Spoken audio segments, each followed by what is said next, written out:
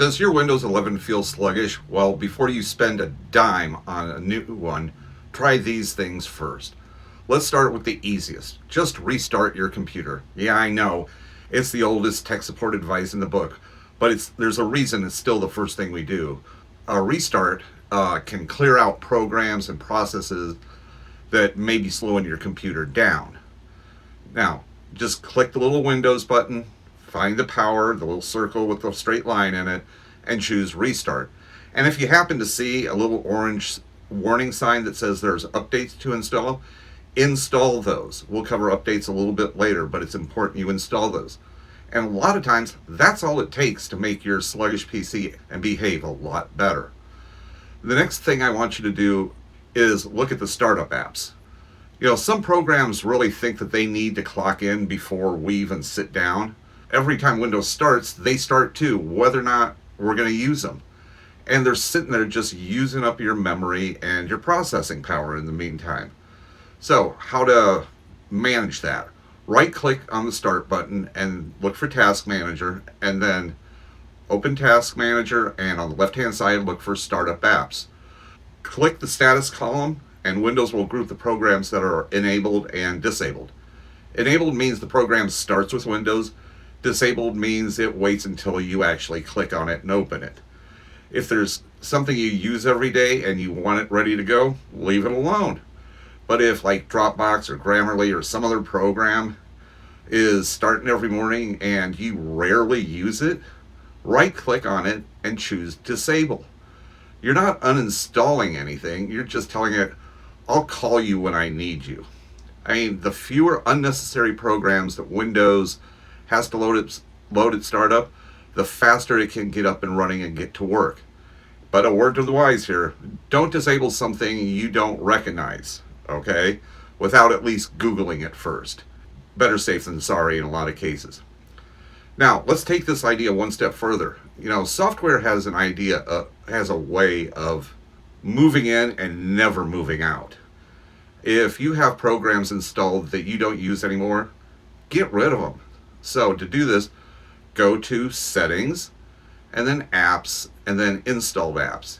And I bet you find programs in there you don't even remember installing. If you know what a program is and you know you don't need it, click the three dots next to it and choose Uninstall. It's that simple. Follow the instructions on the screen and poof, you're done. But don't go on a deleting spree. If you don't recognize something, leave it alone until you find out what it is. But that program you installed 6 months ago and tried once and haven't touched since, that's a pretty good candidate to hoist out of there. Speaking of space, let's clean up some of the junk Windows collects. And believe me, Windows is really good at collecting junk all by itself. It's a hoarder of sorts. Go to Settings and then System and look for Storage. And under Storage, look for Temporary Files. And Windows will show you things it can remove, including like temporary files and items in the recycle bin, along with other categories, of course. Pay attention to the Downloads folder. You may have files in there that you actually want to save. If you do, uncheck that little box. That's pretty simple, right? Then just tell it to delete the files. Old temporary files and a packed up recycle bin are great places to free up a lot of hard disk space. And if your drive is getting close to full, like 75% or more, freeing up space, especially on older versions of Windows, or older machines, I should say, will make Windows operate much more smoothly and will improve its performance overall. Let's make sure Windows itself is current. And I touched on this in step 1 with updates. Nobody gets excited about Windows updates, okay? That's just the fact of the matter. But they are important. So, go to Settings, then go to Windows Update, and click on the button that says Check for Updates. Because updates can include like bug fixes, performance improvements, but even as important or more importantly, they include security updates. So even if an update doesn't make your computer faster, keeping Windows current is still a really good idea, and it keeps you safer in the long run. Now, this next one matters more on laptops and desktops, On a laptop, Windows is always trying to balance two things: performance and battery life. Now, if you're trying to make the battery last all day, that's a really good thing. That's exactly what you want it to do. But if your laptop stays plugged in all day, like mine back here, saving battery life isn't really very important to you. So what I want you to do is click on Start, and then in the search bar, type in power or power settings in the little search window. Then open power, look for sleep and battery settings, and then look for power mode. Balanced is fine for most people, but if you're plugged in or doing something demanding, a higher performance setting may let Windows perform better, and it will favor performance instead of trying to conserve the battery.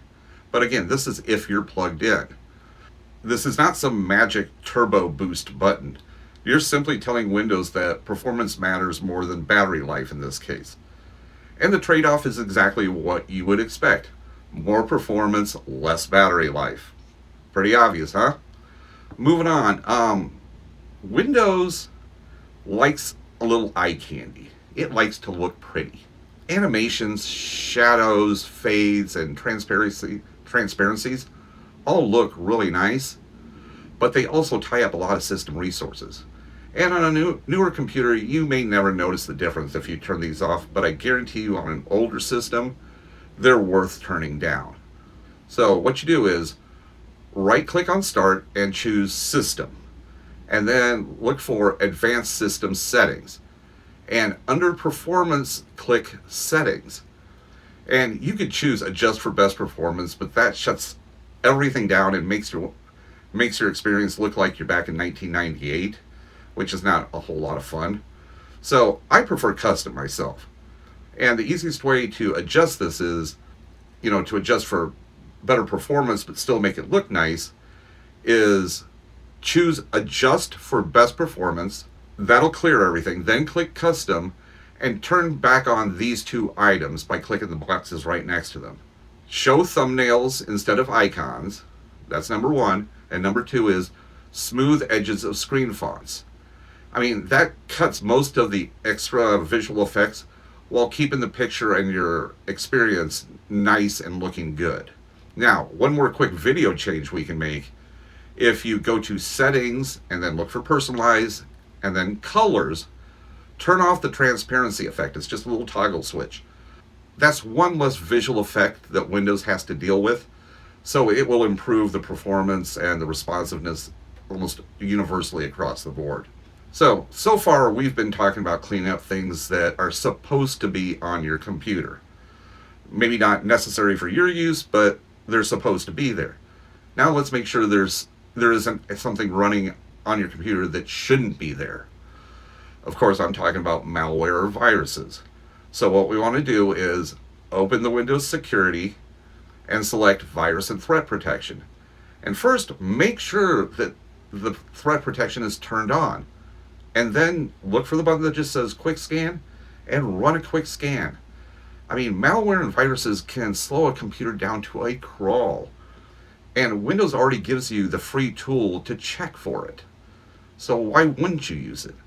The slowness won't be caused by a virus or malware every time, but it's an easy way to find out if that's the culprit. So if Windows Security does find something, follow its recommendations to remove or quarantine whatever it finds.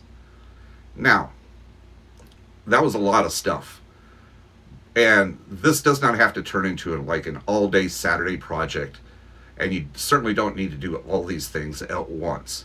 And depending on your computer, you probably don't need all of them realistically. My advice is start with one or two changes. Start at the top, move your way down this list. Use the computer after you make the changes, use the computer for a while and see whether you can actually see or feel the difference. If you can, great. If not, move on to the next one. I mean, that can also make it a lot easier to figure out where the problem in your slowness actually lies, because we're only changing one or two things at a time. So obviously, if you change one or two things and all of a sudden your performance improves, the problem was in one of those two things. I mean, if one of these made your PC noticeably faster?